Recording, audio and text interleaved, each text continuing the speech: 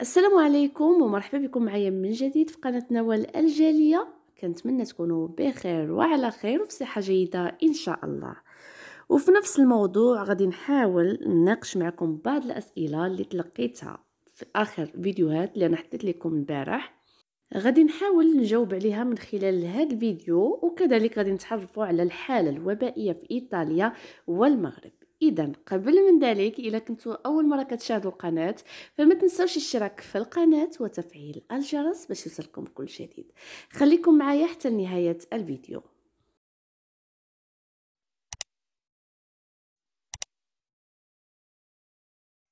رجعت معكم من جديد. كيف ما ذكرت معكم الفيديو ديال اليوم غادي نحاول نجاوب على بعض الأسئلة ديال بعض المتتبعين ومتتبعات قناة نوال الجالية اللي تلقيت من عندهم. اول سؤال الناس اللي كيسولوا واش الا تفتحت مثلا الحدود ما بين اسبانيا والمغرب واش غادي تفتح حتى في ايطاليا؟ فالجواب ديالي هي ان الا تفتحت الحدود، لا المغرب فتح الحدود ديالو يعني مع الدول الاوروبيه او باقي بلدان العالم، فبطبيعه الحال غادي تكون حتى ايطاليا. هذا لا يحتاج النقاش، لان حنا شنو كنتسناو في ايطاليا؟ فهي فاتحه، يعني ما عندهاش مشكل، يمكن اي واحد يتحرك في دول الاتحاد الاوروبي. المشكل حنا عندنا في المغرب لانه ساد الحدود ديالو. المغرب ما بغاش يتسرع ويفتح الحدود بالزربه، لان المسألة كيتسناو على حسب الأخبار اللي أنا قريت، قال بأن الحالة الوبائية في أوروبا فهي مازال عندهم طلع العدد ديال الإصابات. هذا الشيء باش خصو ينتظر واحد شوية، وإلا لاحظتوا يعني عمل واحد التمديد للحجر الصحي إلى غاية 10 شهر 7 من بعد ما كان قرر 8 شهر 8 يرفع الحجر الصحي، فتراجع وعمل 10 شهر 7.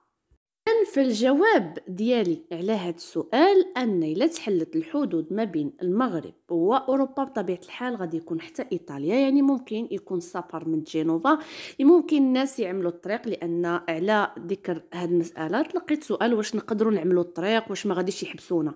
فبطبيعه الحال الا مشيتوا مثلا ما انتظرتوش واحد الجواب لان كونفيرماتو بان الحدود تحلت، فبطبيعه الحال غادي يحبسوكم. كيخصكم تسناو حتى توصل هاد لا داتا، عاد ممكن الشخص يعمل الطريق، لان كيف ما كنقول لكم كتبقى حتى لاخر لحظه وكيتغير القرار.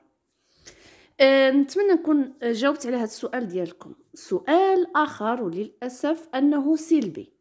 واحد الشخص خلى واحد السؤال اللي كيقول انتي مريضه. انا صراحه انا ما فهمتش كيفاش انتي مريضه. قلت له علاش؟ قال لي لانك قلتي هاد الشروط ما كتدخلش للعقل. الا تذكرتوا معايا وإلا كنتوا شفتوا الفيديو ديال البارح ففيه يعني هذه هي الشروط اللي شرطاتها وزارة التجهيز والنقل واللوجستيك، يعني ماشي شرطاتها قناة نوال الجالية، شرطتها وزارة التجهيز والنقل. وهذا يعني تلقيت هذا التعليق اللي للاسف يعني سلبي بالنسبه ليا، اللي الشخص غادي يقول لك واش انت مريضه؟ شفتي هذا الشيء اللي حطيتي؟ يعني راه ما كيدخلش لنا العقل. فيكون في علم الجميع ان اي خبر انا كنلقاه في الجرائد طبيعه الحال اللي خصها تكون جرائد رسميه، كنحاول انني نشاركه معكم في فيديو اللي غادي يكون واحد التوضيح، سواء الاخبار اللي هي عندها علاقه بالمغرب سواء الاخبار اللي عندها علاقه بايطاليا.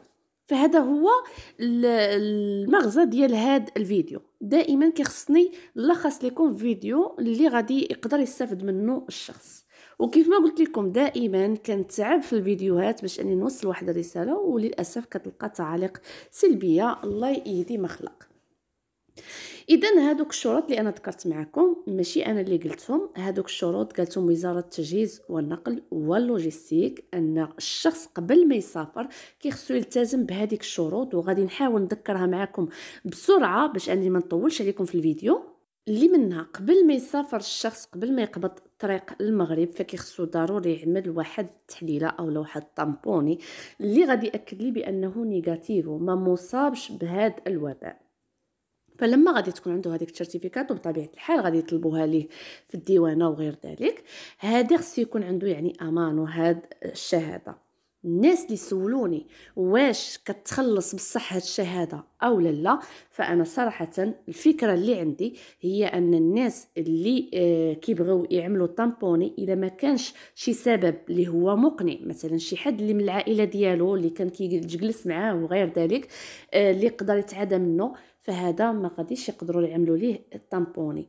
بالنسبه للناس اللي عليهم العلامات ديال هذا الوباء ممكن انهم يعملوا لهم، ولكن باش نعرف ان واش غادي يكون اباغامينتو او لا، فالعلم لله ما نقدرش نقول لكم شي حاجه اللي ما عنديش عليها واحد الفكره. ان شاء الله غادي نستفسر في هذا الموضوع وغادي نجاوبكم.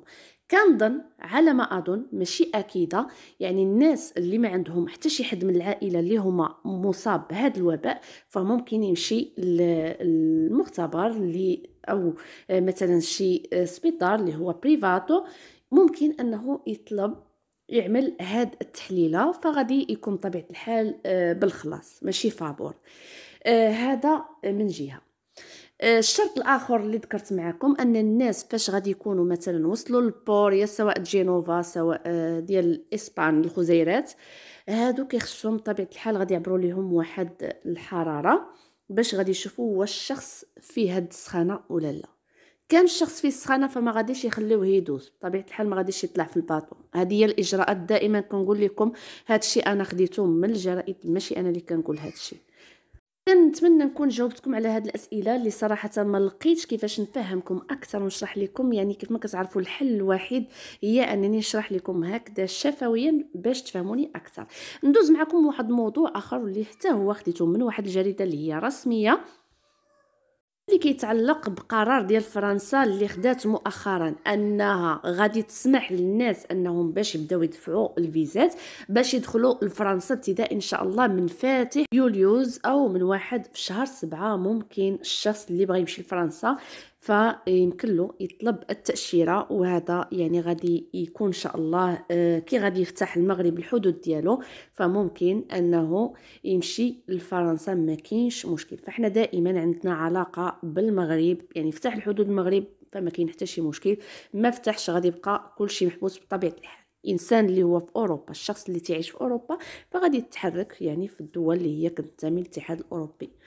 غادي نمشي معكم للخبر الاخر. كيف ما كتعرفوا اليوم 15 شهر 6 اليوم بدات المرحله الثالثه. هذه المرحله الثالثه كيف ما قلت لكم ان كل الجهات ديال ايطاليا كلها خدات القرار ديالها، يعني كاين جهه اللي غادي تفتح مثلا الديسكوتيك، كاين جهه اللي غادي تفتح القاعات ديال الالعاب واللي منهم البينغو، كذلك صالات ديال الرياضه. فيما يتعلق بالكمامات فكاين بعض الجهات كذلك اللي ما خلاتهمش يعني اجباري ماشي اوبليغاتوري الا كان الشخص في بلاصه اللي هي مهويه يعني في الهواء الطلق ممكن الشخص ما يرتديش الكمامه. وبطبيعه الحال الا كان الشخص في واحد مكان اللي هو مسدود فبطبيعه الحال كيخصو يرتدي هذيك الكمامه ولو يكونوا مرخصينها لهم في الهواء الطلق.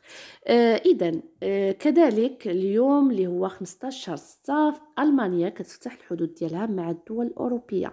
كيف ما عرفنا حنايا ايطاليا فتحت الحدود الاوروبيه نهار 3 في شهر 6، اما باقي الدول الاوروبيه فهما كانوا يعني عندهم واحد الاتفاق ان ابتداء من 15 في شهر 6 غادي يفتحوا كذلك الحدود. واليوم فتحت كذلك المانيا بعد ما كانت سدت الحدود ديالها لمده ديال 3 شهور بسبب هذا الوباء بطبيعه الحال.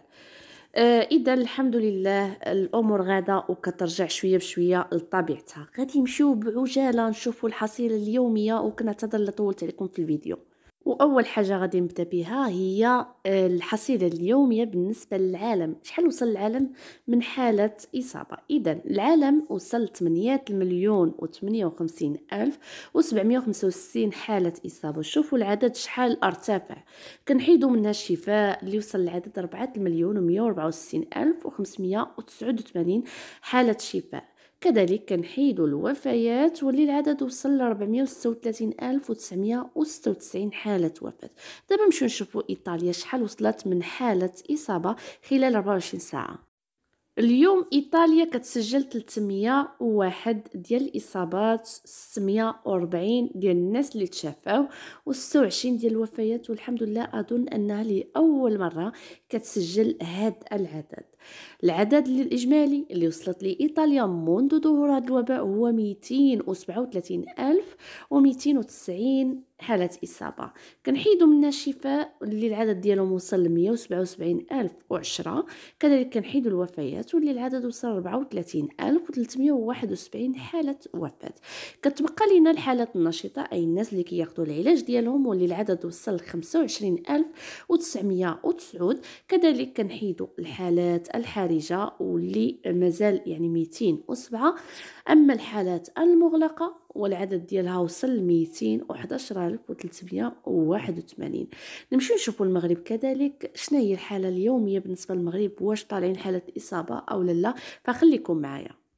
اليوم المغرب كيسجل 92 حالة إصابة، 63 اللي تشافاو، والحمد لله ما تسجلت حتى شي حالة ديال الوفيات. العدد اللي وصل للمغرب منذ ظهور هذا الوباء هو 8885 حالة إصابة. كنحيدو من الشفاء واللي العدد وصل 7828. كذلك كنحيدو الوفيات واللي العدد وصل 212. كتبقى لينا الحالات النشطة، أي الناس اللي مازال مصابين بهذا الوباء واللي العدد ديالهم وصل ل 845. الحالات الحرجة الحمد لله ما كاين حتى شي حالة. أما الحالات المغلقة، أي الناس اللي كياخدوا العلاج في البيت ديالهم، فالعدد وصل 8040. اذا هذا هو الفيديو بالنسبه لليوم. كنشكركم بزاف على المتابعه. الى عجبكم الفيديو ما تنسوش الاشتراك في القناه وتفعيل الجرس باش يوصلكم كل جديد. شكرا لكم على المتابعه. الى فيديو قادم موضوع اخر ان شاء الله. دمتم في رعايه الله، والسلام عليكم ورحمه الله تعالى وبركاته.